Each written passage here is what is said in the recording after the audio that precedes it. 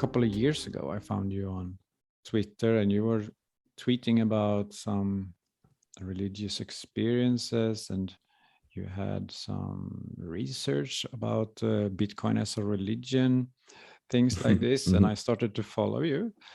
Could you tell us a bit about like how religion has played a role in your life and how it changed with Bitcoin coming into the picture? Yeah. So I grew up in Austria, and Austria is a very kind of conservative country and Catholic country. And I would say religion plays a large role in certain areas still. I mean, in the cities, it's different, but outside, I think people are still very traditional and religious and, go to church on Sundays and so on.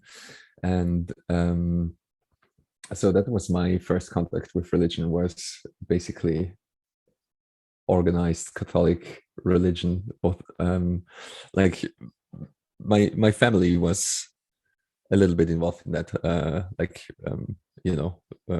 going to church on on the special days in the year, on Easter and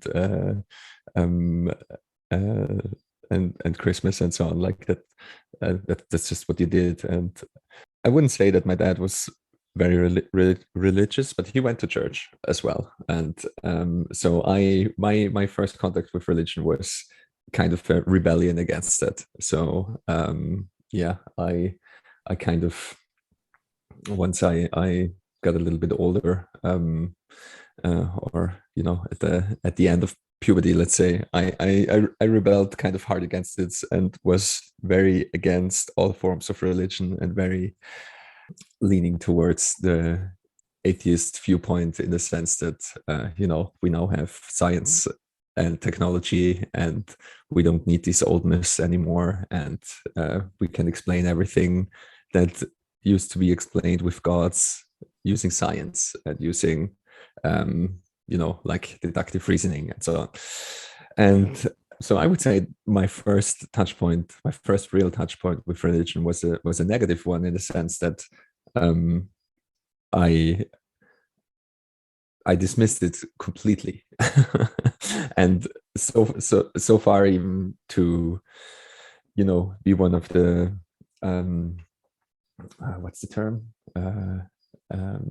militant atheist, I think is the term, where like everything is bad, and I still think there's a lot to be said about the bad things that were done in the name of religion, and about organized religion, and of course the Catholic Church comes to mind. I mean, many things have happened there that are not okay under any framework. So I'm still very sympathetic to these kind of viewpoints, and I understand where all these people are coming from that are just dismissing everything outright and so on. But my view on the whole matter changed thanks to Jordan Peterson, actually, and other people like Jordan Peugeot. That's not his first name, Jonathan Peugeot. And just kind of maybe looking at it from a different perspective, in the sense that it's a different truth, a different realm almost than what the scientific realm is exploring. It's more in the realm of storytelling and narrative, and why are certain things just absolute truths and outside of the domain of science. Something like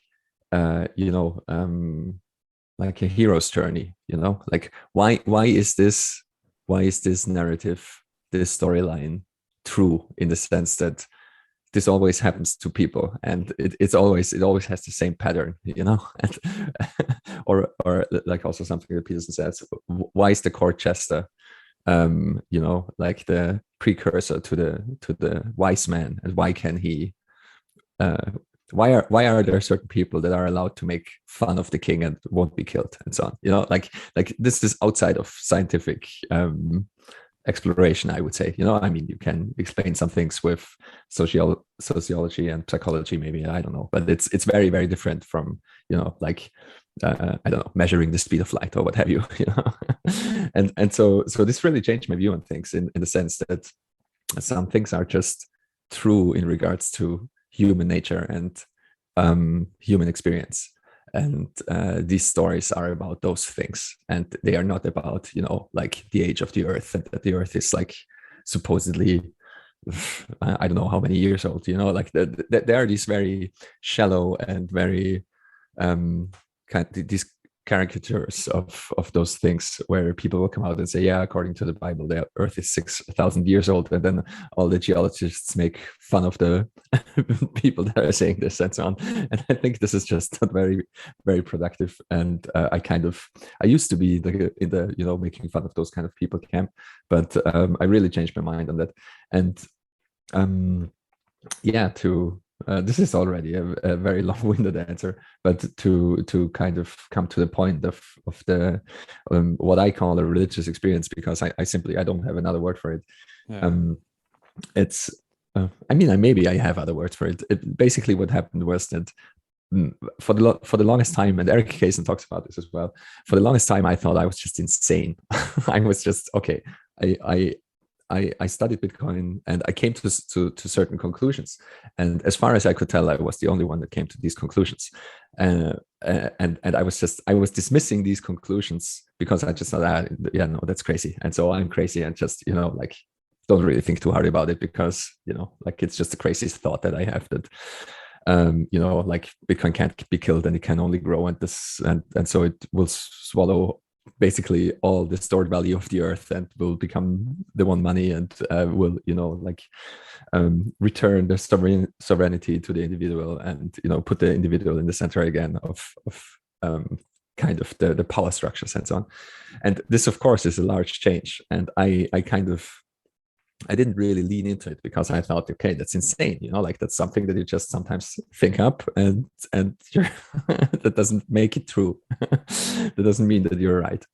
And have you ever thought about it as terms of right brain and left brain, where the right intuitive brain is more like vision based, more like, and so this kind of insight about Bitcoin, it sounds more like it's like a right kind of brain compared to, you know, calculating the age of the earth and so on.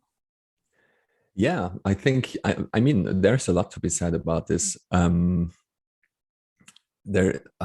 always knew kind of that there are different ways of knowing, so to speak. You know, I used to skateboard a lot, like it was my main sport. You know, I still do skateboard from time to time, but you know, like I'm I'm not 16 anymore, so I have to be very careful with what I do. And so I mean, you know, like the metaphor that a lot of people give is surfing. When you're riding a wave, you know what you need to do, but it's very hard to kind of put your finger on the knowing, you know. Or dancing is a similar thing where just your body knows intuitively what to do. You can't really explain it, you know. And that was true for me as well. Like I grew up skateboarding. I've been skateboarding for like 30 plus years, and I started when I was really, really small, so when I was like 3 years old or so. And so I knew exactly how a skateboard behaves and what to do and how I should position my feet and how to move my body to do certain things. And sometimes you know, people would always come up to me and ask like, how do you do this trick or what have you? And I never was able to explain it. You know, it was just like I just knew exactly what to do, and I can't really explain it to you how to do it. You know, it's just that's and of course John Vervaeke talks about this all the time, the different kinds of knowing. I didn't have the vocabulary back then, of course. You know, and now I do. That, you know, like there's this also this participatory knowing. You know, like you know how it is to, I don't know, you to be on a rave, for example, and you can read about things like that all your life, but if you never participated in that, you will never know how it is and so on. And there's also, you know, it's funny. One funny question to ask people is truly how they think about things. You know, like, do you have an internal monologue, for example? Are you talking to yourself when you're thinking about things, or are you visualizing things, and if you're visualizing them, how are you visualizing them? And I think, you know, it gives pointers to left brain, right brain activity. And so I coming back to the Bitcoin story, you know, Yeah. I had like my kind of realization that Bitcoin is just here to stay, basically, came from the technical side. But the insights that were triggered, and like, okay, what's going to happen to the world if this is actually true? They were way more like visions and kind of very free floating insights that just kind of came to me. And again, like I never leaned into this. I always dismissed it. And then I was in Riga, and I met for the first time. I was to various like Bitcoin things before and so on, but it was never, I never met the right people, so to speak. That's how I like to think about it. And in Riga, there was a very high concentration of what we now call Bitcoin maximalists, and I immediately recognized that at least a dozen of the people that were there came to exactly the same conclusion. And I just knew, you know, like I just, by talking to certain people for like 2 minutes, I just knew, okay, they went through the same thing, and they came to the same conclusions, and now we are all here. And it kind of it was just too much to handle for me to realize that yeah, turns out I'm not insane. Turns out maybe I'm not crazy, you know. Maybe everyone else is just, maybe I'm just early, you know, and not crazy. And yeah, that was kind of I'm not sure what the right word is, but I just, it was very exciting, of course, you know, and it was also kind of terrifying. And it So you allowed yourself to lean into these insights more than because you felt, oh, maybe it's not oh yeah, crazy. yeah, so it kind of all bubbled up, and because of all the excitement and all that, I was not able to sleep anymore. And so I was up for you know, one night, and I was like, and I was already kind of, it was stressing me out that I wasn't able to sleep. But I was like, okay, it's fine, you know, like it's just, I'll be so tired tomorrow. It doesn't matter. Like it's not the first night that I skip, you know, like with growing up with LAN parties and you know, all that kind of things. It's, you can skip a night. It's usually not a big deal. and so I was trusting that just the next day I would be tired and would sleep. And so yeah, next day I talked some more to those people, and was just also normal conference activities and so on. And I tried to be really responsible, and went to bed early, and really tried, you know, some meditation and breathing exercises, just to, you know, calm myself down and slow down my breath, and just, yeah, trying to put myself to sleep, so to speak. And it didn't work for the second night. So I was up the second night, just, you know, laying in bed, having my brain running circles, basically. Yeah, and then and it happened the third night again. It's like an upgrade of your it's like your right brain upgraded your left brain to sort of integrate the intuitive insights and creating mental models for them to be able to communicate with them, with others. Yeah, could you maybe relate to that? um maybe I after this all happened to me, I was using the metaphor, you know, how your computer sometimes hangs, and just one process has like 100% of the CPU power, and it cannot stop. Yeah. And that's how it felt like to me. And it was just, you know, the Bitcoin process was just using up 100% of my of my brain CPU. And yeah, it was very weird. I tried to kind of as best as I could, really like calm myself, and, you know, like not go crazy on the spot and so on. But of course, with the sleep deprivation, things got really weird really quickly. Like after third night, I had trouble just, you know, like preparing breakfast, or like, you know, moving into a shop to get a bottle of water or something like that. And so it just got increasingly wild.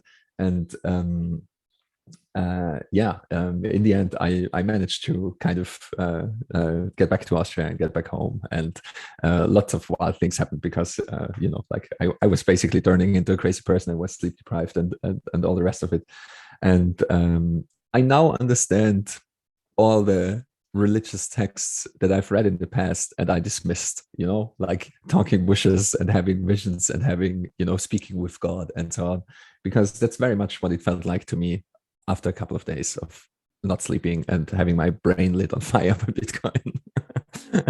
And Yeah. so, in the end, I got some medication that just calmed me down and I was able to sleep. And, I had doctors supervise me that like they were basically okay, like that sometimes happens to people. So like, like don't be too worried about it, so to speak. And I was like, holy fucking shit, if that happens to people, like that's something.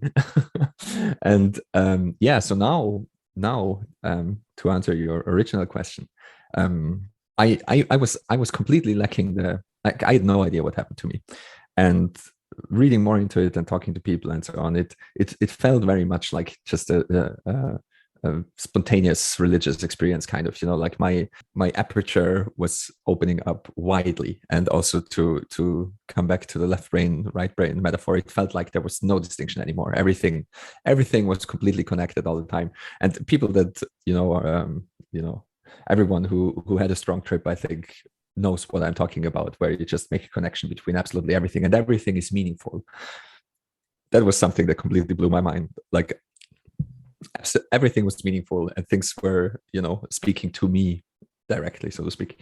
And so now having gone through this experience, I can't, I'm still very scientifically minded, like don't get me wrong. I I can't kind of unprogram decades of training in physics and math and computer science and so on. I still view the world mostly through that lens, but I also can't dismiss the experience I had as just my brain misfiring, or my brain whatever, because it was the realest thing I ever experienced, kind of, and a lot of people that have these experiences, they will tell you that.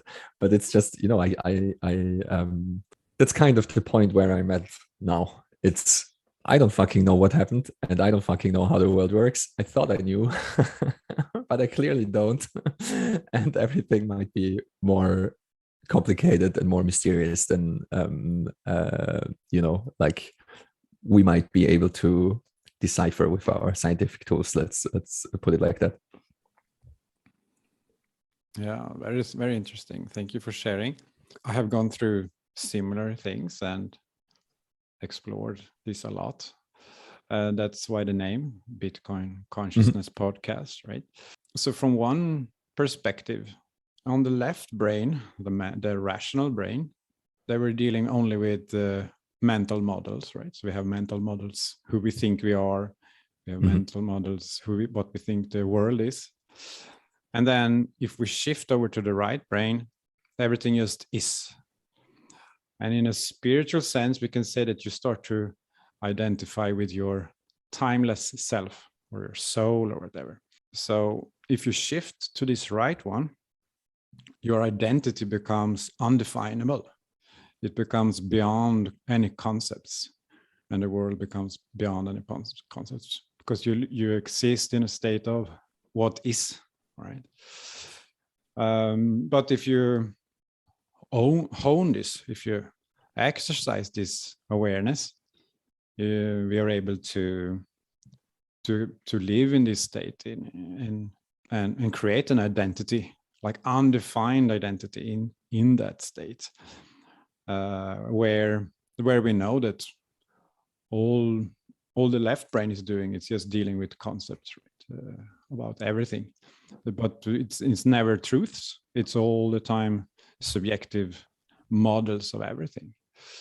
And it's, because I've been writing articles about Bitcoin as a spiritual path, so your story fits right in there with my work, my research, because it's basically that Bitcoin is right brain centered, or it's born from a higher consciousness. It's not so. You can say that the rational mind is like a lower consciousness, and then the intuitive mind is higher consciousness of different levels, and Bitcoin comes from one of those higher consciousness. So when we come in contact with it, we start to activate that side also in ourselves, because it just is, right? It doesn't have opinions. You can't define it. Or you can define it, but you quite quickly realize that you're just using models to define it. So it's constantly breaking your models. Yeah. So the more you think about it, the more your left brain is getting crazy, and you sort of have to retreat to the right one to even comprehend its greatness. Yeah, you have to. That is so true, and you just have to accept it. I'm getting goosebumps just with what you said, because it's so insanely true, and it sounds so ridiculous, but just humor me for a second also with the models and how it breaks all models and the different modes of being, and like I think what you said is spot on, that the scientific worldview produces models, and all these models are wrong. They have to be, because they're models, and I've been harping on about this for the last, I don't know, 2 or 3 years now. With the map is not the territory usually, the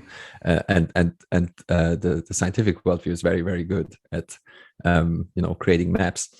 And the thing with direct experiences, and that's also why this was so this experience was hyper real to me, because it was a direct experience. It was like, it was not a model or anything like that. It was a real thing. And the funny thing about Bitcoin is that it's also the real thing. The Bitcoin doesn't work by creating models and trying to execute these models. Bitcoin is the thing itself, and it is, I wrote about this a lot, but the funny thing about Bitcoin is that it is like an informational construct that has reality embedded in the information itself. And that's why you can have 12 words in your head, and it has the wealth is stored there. It's not a password or anything like that. It's not a key to something that's stored somewhere else, basically. Like it's not like like a password to your bank account or something. That's not the right way to think about it. It really is the reification of information, as Adam Gibson calls it. It's like it uses pure information to create something real. And I also like what you said. Like it's just there, and it just works, and it's everywhere and nowhere, and it just exists, and it doesn't have an opinion, and it will break all your models just because of that. And I think this is what's happening to a lot of people. And also like one funny thing was I was very outspoken kind of about what happened to me, and people kept reaching out to me, saying that a similar thing happened to them. And that's also why I kind of leaned into the idea that, okay, if this is true, then Bitcoin will become spiritual very quickly.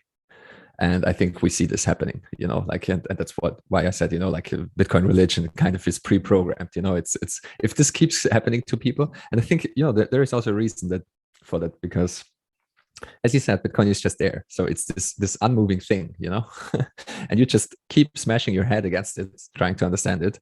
And some people go crazy, and some people, have enlightenment experiences, I guess. And a friend of mine, Thomas Rowlight, would be a good example as well. Like he always says that Bitcoin cannot lie to you.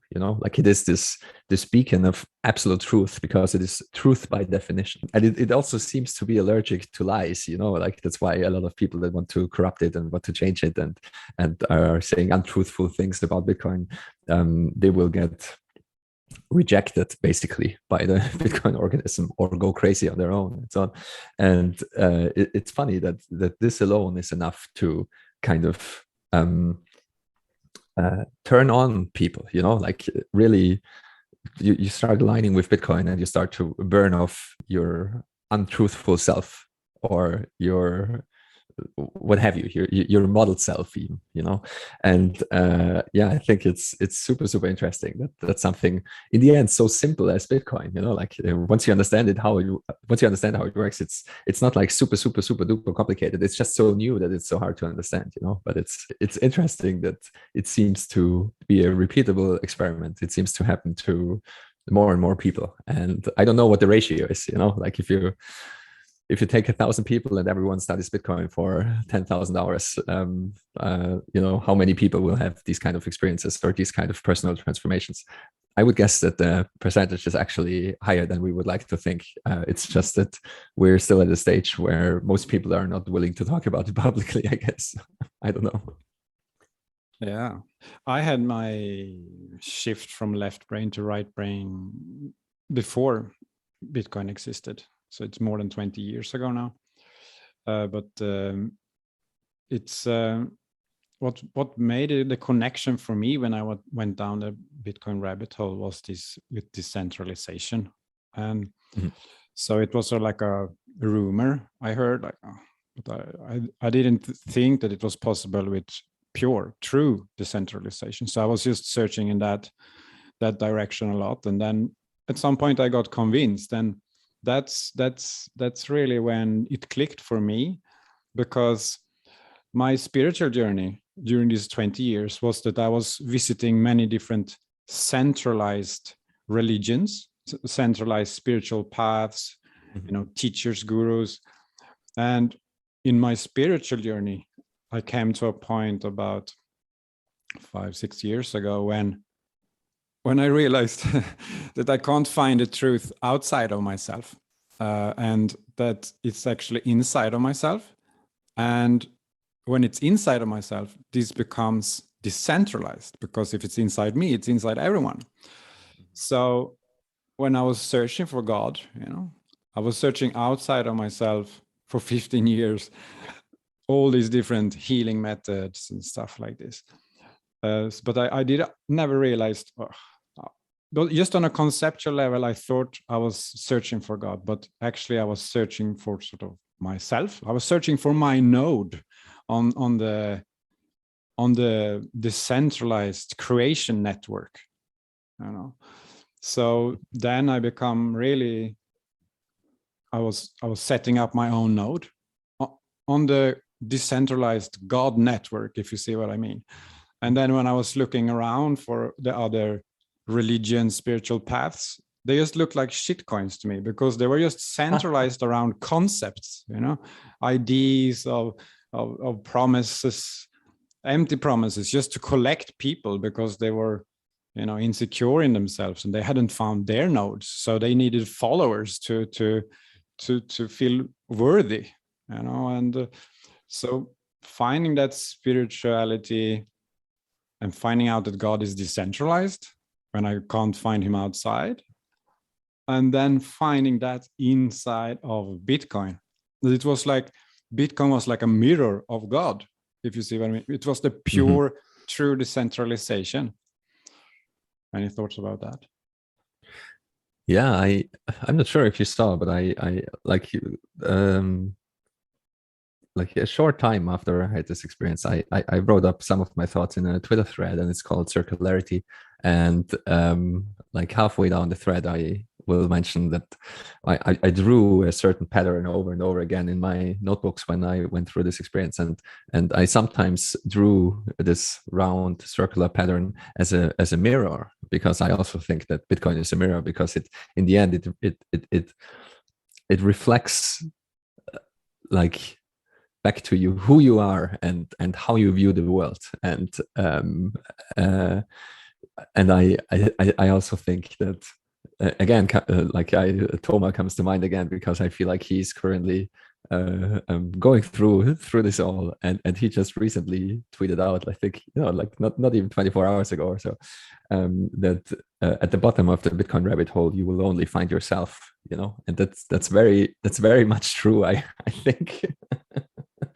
And I also think there is no real bottom, you know. You just you will just start anew, you know. That's how it was in my visions, kind of, where that might be true, you know, but then you're back to square one, and then then the journey kind of begins anew, maybe.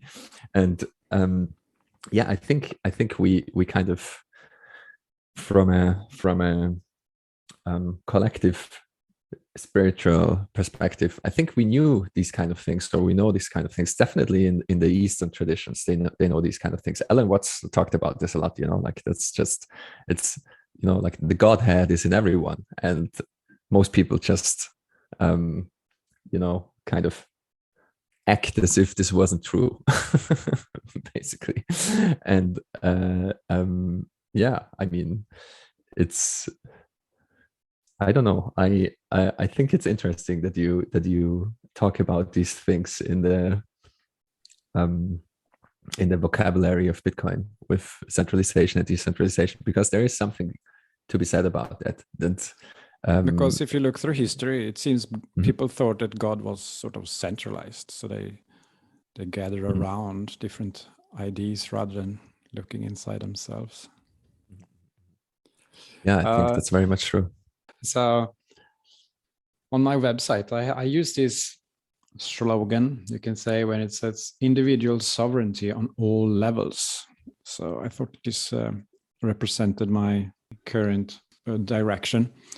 And it would be interesting to talk to you about these different aspects. I thought about physical sovereignty, digital sovereignty, and then conceptual or spiritual sovereignty. So those are the areas that I picked out. Maybe you can think of even more.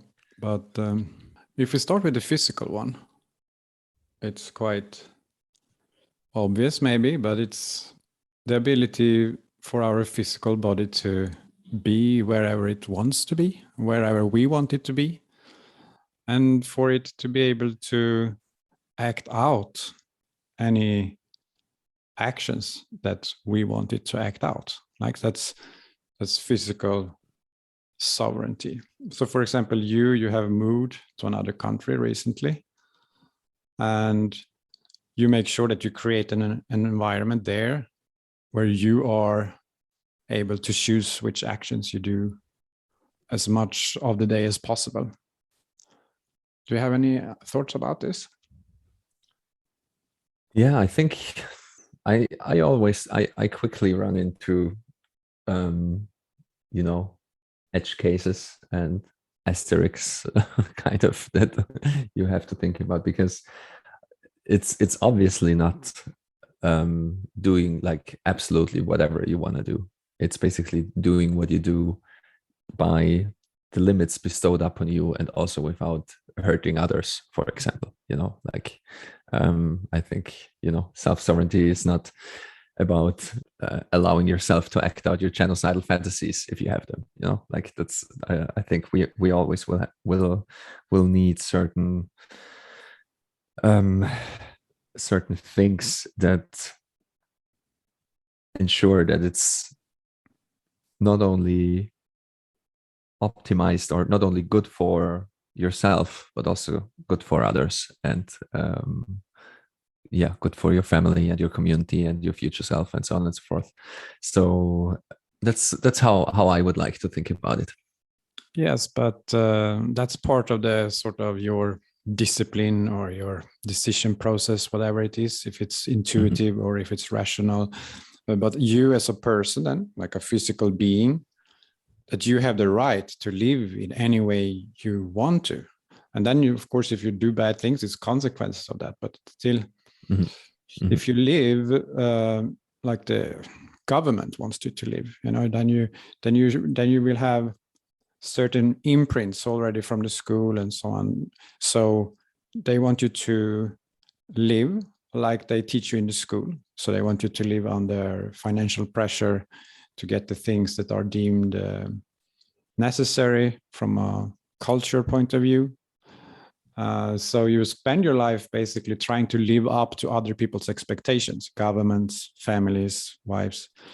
So that's Mm-hmm. not sovereignty in my mind, because you're not sovereign, and you're actually basically a slave of other people's expectations.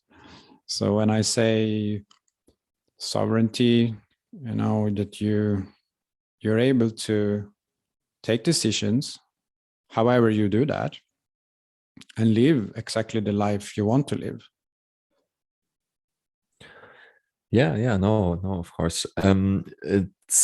It's I think it will get increasingly obvious that these things are very important. I think the kind of the problem that I see, I mean, I obviously think about these kind of things a lot as well, and it's very hard to be self-sufficient, especially in like you cannot build your own smartphone, period. Like it's just, there is no way. You know what I'm trying to get at? It's like you can have your own chicken coop, and you can produce your own eggs with your own chickens and so on. Like that's not a big deal, but producing your own smartphone is very hard indeed. Like you wouldn't be able to do it if you if you if you would live for like 10,000 years, like you definitely um what am I trying to say? I'm trying to say that we are all embedded in a network, and in we all have dependencies, so to speak. But still, I think what you mentioned about the government and the schooling system and those kind of things, I think it's mostly the way I think about these things is in terms of incentives. What are the incentives set up by the system? And I think every Bitcoiner should really realize that Bitcoin only works and works the way it works because of the incentive structure that is set up. And once you understand this, it's very, I'm not sure if it's easy, but it's you can apply it to all the other systems, and then you will immediately see that in many systems the incentive structure is insanely skewed, and will just, it's, if the incentives of the system are working against you or working towards corrupting the individuals, for example, then this is bound to happen. And you can see this also. I mean, take Zoom for as an example. The incentives are set up so that shareholder profits are maximized every quarter, and so you have to drive people into pro plans and whatnot, and that's why the free plans are, like that's why these limitations come up. And now if you just download Zoom and want to have a call, it will stop automatically after 45 minutes. And it's all incentive driven. And I think that's why I mentioned in the beginning, like it's you want to think about like what's good right now, what's good for your future self, and what's good in the broader scheme of things. And I think people will realize this as we move further into chaotic territory in the world, because things will get increasingly chaotic as the fiat empire collapses, basically. And you will need to learn to be more self-sovereign. And that's also what you listed before, and what I assume you list on your site, how to, like host your own content. Don't be dependent on things like, in the podcast world, for example, don't be dependent on Anchor. Anchor is what it's called. Yeah. Don't be like, try to move away from these things, because there will come a day where they will just delete your files, and we see this also in the social media realm, for example, like all of these things. You're not self-sovereign on Twitter, for example. Like you can be deplatformed, censored. Twitter can go bankrupt and shut down and so on. And I'm saying this as a huge Twitter fan, and as a user. And these things are hard. And of course, in the Bitcoin world, Bitcoin allows you to be self-sovereign in the financial realm. You can hold your own keys, run your own node. You can run your own ASICs and produce your own hash rate. And then you're truly, truly self-sovereign. And I think this will be increasingly important. And I mean, we see this already, like just looking at the Canadian trucker protests and so on, where people get deplatformed from society basically for honking too loudly. And this will happen again and again and again. And so I think, at least in the digital realm, which is the one I spend most time with, I would say, this will be very obvious to more and more people, that you need to take your self-sovereignty seriously. In the physical realm, I'm not sure. I think it depends on how bad it gets, like with the with all the things that happened in the past 2.5 years, it might get bad indeed. That you might be better advised to actually, get a chicken coop and get your own chickens and get your own water supply and have a garden and those kind of things, or move somewhere close to local food sources and so on. We're seeing right now how brittle the globalized supply chains are, and also how brittle the globalized food supply is, like with fertilizer shortages and just prices of oil and gas going through the roof. Everything will get way, way, way more expensive. And I think in the end, you spoke about the levels of self-sovereignty and the levels of consciousness, so to speak. And I think obviously at the very base is your physical safety and the water that you drink and the food you eat.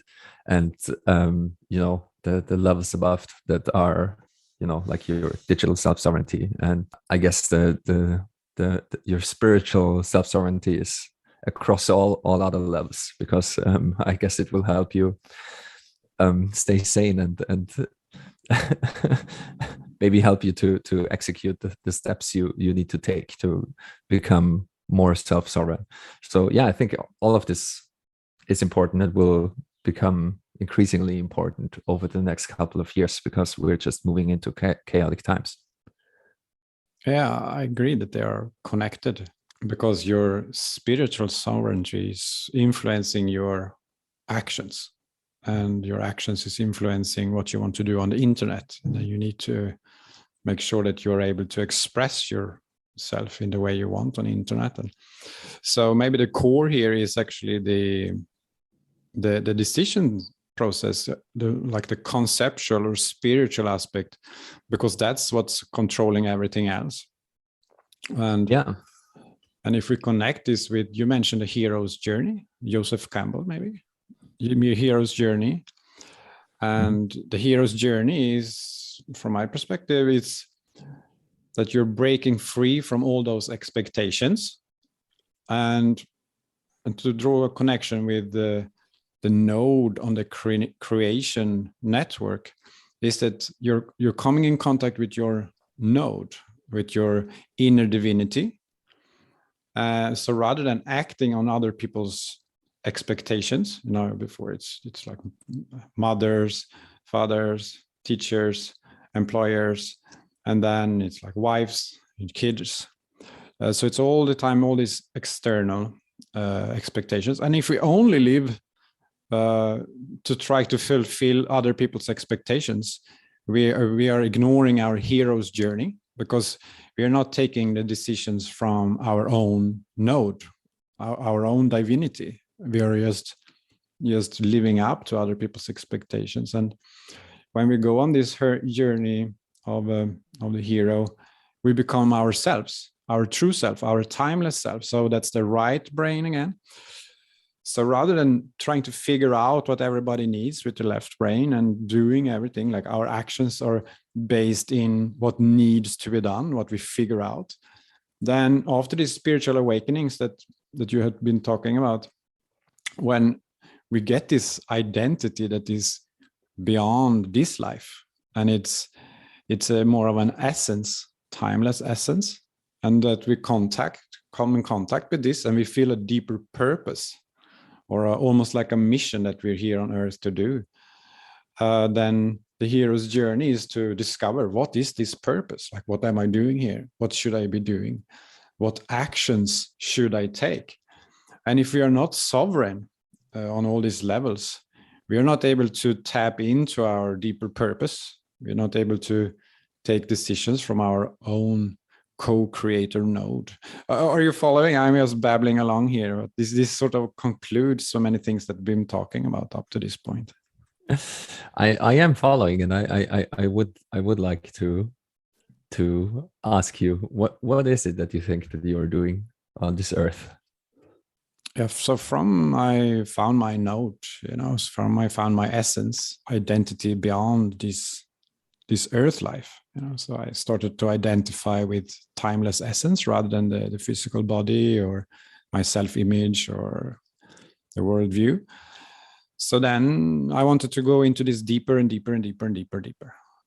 So as I do this, I connect then with this essence, and I start to live from there even more. It's like inner guidance. So this no is sort of inspiring me to do actions.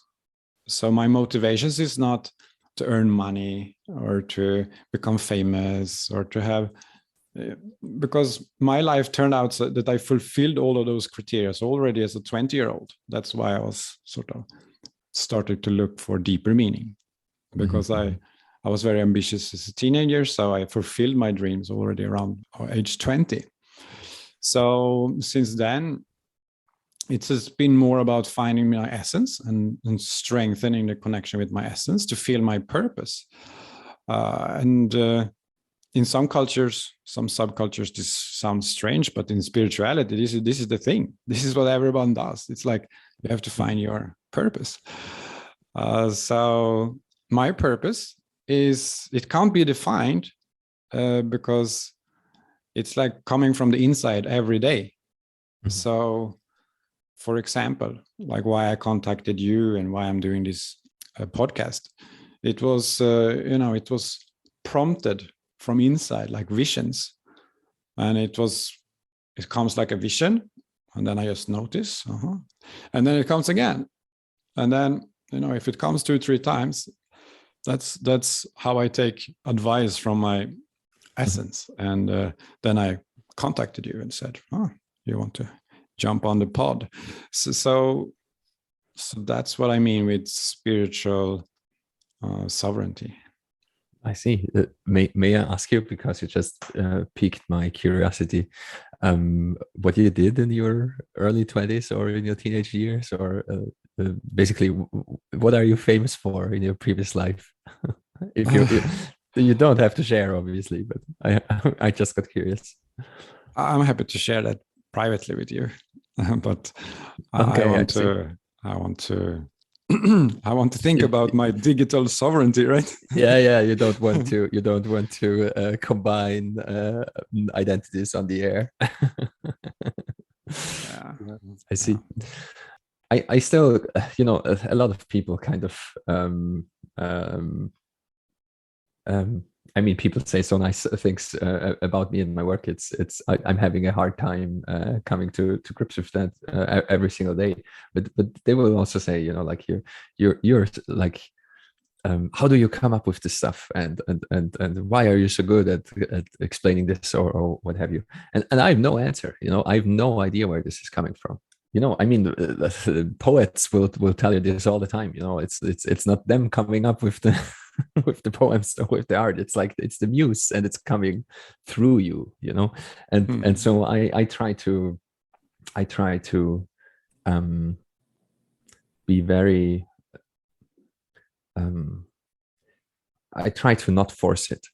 All my best writing and all the things that had the most impact, they came to me in a flash of insight, basically. And I absolutely, I had to write those things. I had to finish them. And I usually manage to do this then in like, 3 or 5 days or something, without sleeping much. And I have to get this right, and I have to do it right now. The universe is calling, and this needs to be done. And so I can relate. I can relate a lot with what you just said in the terms of, it just comes up, and then if the signal, so to speak, is strong enough, that you have to act on it, so to speak. And that's how I increasingly operate as well. Yeah, and for me, it goes together, with my beliefs that our core, since it's part of the creation, it is in its nature abundant. So if we let it flow, we will have like an abundant life. So that abundance comes into our being, comes into our life, and it's just natural that we have what we need. So we don't have to sort of be afraid that we will lose something by investing in this. And this is a little bit the ego thinks, I need to stay in control, the left brain, and I need to stay in control. I need to do this, otherwise I will not have this, I will not get this, I will not. So for me, for many years now, this believes that actually, as much as you let this flow come through, the easier life will be, because you will enter this state of natural abundance. Yeah, and I think it's also back to something we touched on in the beginning. It's like, if you like surfing a wave, if you if you've done it for a while and you know what you're doing, it's not work at all. You know, it's also not stressful. It's also not, even though, you know, like it is physically challenging, but it's way more like dancing, and it is this flow state, you know, as it's called in the scientific literature. And I think that's exactly where you want to be most of the time, if you can manage that. I mean, you know, that would be optimal. And it goes so well with your article. I really like your article about value for value, because for Mhm. me this really sinks into this what I call higher consciousness. Because if you say lower consciousness, it's always this win lose, like you do Mhm. something but someone is losing. Mhm. But the higher consciousness is like win win. You find this how to make everyone win. And value for value, it's really like you're giving without expecting something in return. Yeah. While in lower consciousness, you're giving expecting something in return, like conditional love. But Mhm. unconditional Mhm. love, it's more like you're standing in your in your glory or in your node, and you're expressing your purpose without expecting anything in return. Mhm. And if it is good quality, and if you're allowing the creation to flow through you, you are actually producing something of quality. And then as a result, people are willing to give you value for your value. So Mhm. this value for value is really, it's one of those, like Bitcoin is on a higher consciousness and value for value is on a higher consciousness. And these kind of keys that will open up higher consciousness on the whole planet.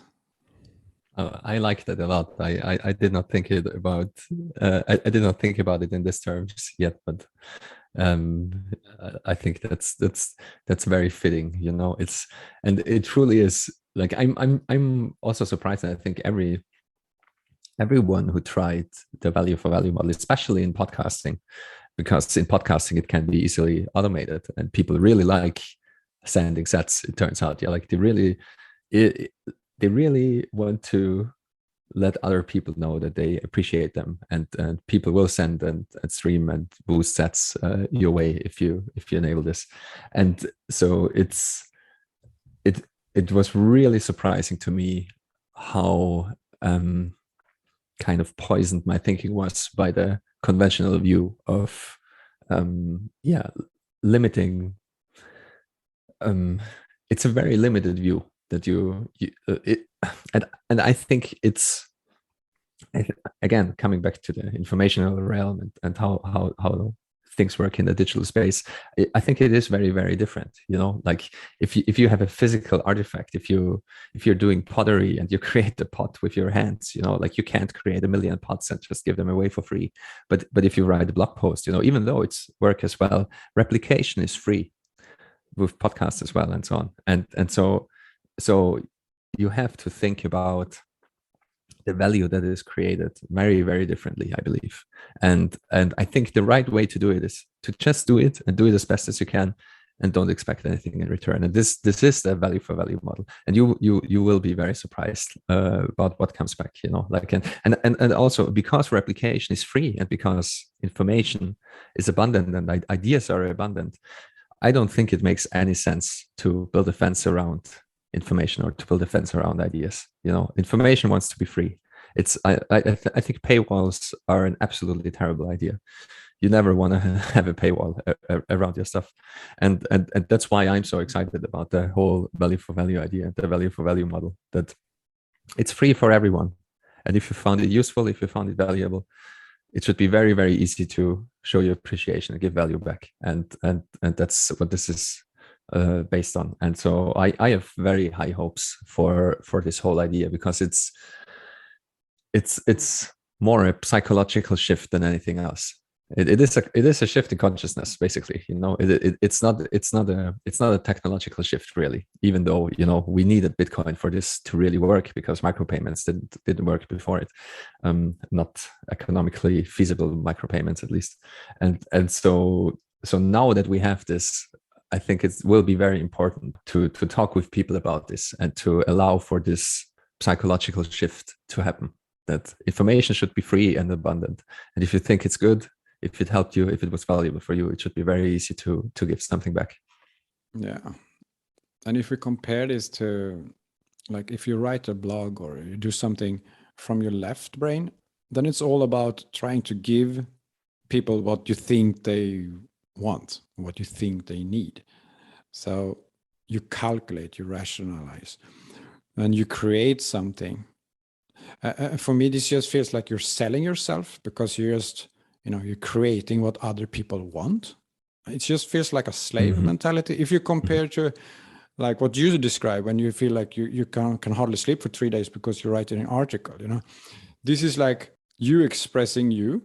You're not trying to figure out what people want, or if they read this, maybe something will happen. You just sort of express your essence. I don't know what to say, and you just leave it out there without like worrying about the judgment.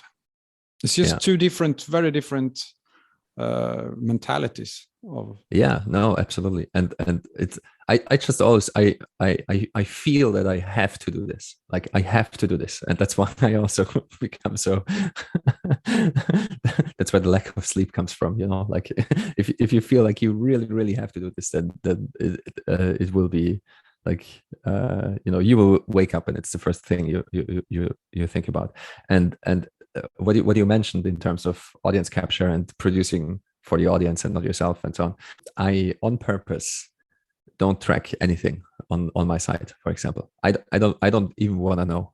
I don't want to know how many people read my stuff or what have you. I have no analytics at all, and I don't want to have them. And it's for that reason, because I know how dangerous it is once you start measuring those kind of things, that you will optimize for clicks, you will optimize for whatever, and I don't care. I don't want to see it. I don't want to know it. That's not why I'm doing this. I'd rather have one person really understand something. Like that's what I'm after. I'm after the one person. I'm not after the millions of clicks or millions of views or what have you. Not at all. And so I think one has to be very careful with what you are kind of monitoring and measuring, because you will optimize consciously or subconsciously. Once you start measuring, you will try to optimize those metrics. And it's a very similar idea to, like you have to watch your thoughts, like you have to be careful what you think about, because you will become your thoughts very, very quickly. And so if you assume that everyone is out to get you, for example, like that's one one view of the world that you can have, it will kind of corrupt your soul very quickly. And that's I think that's just true in general. And I think most people are not careful enough with those kind of things, because you can see it over and over and over again. If people start tracking clicks and views and whatnot, and start to optimize for these metrics, it will kind of corrupt their essence, because as you say, like they will start producing for the clicks and not for themselves, and not for and this is like going off track from the hero's journey, like when your left brain comes in and analyze too much.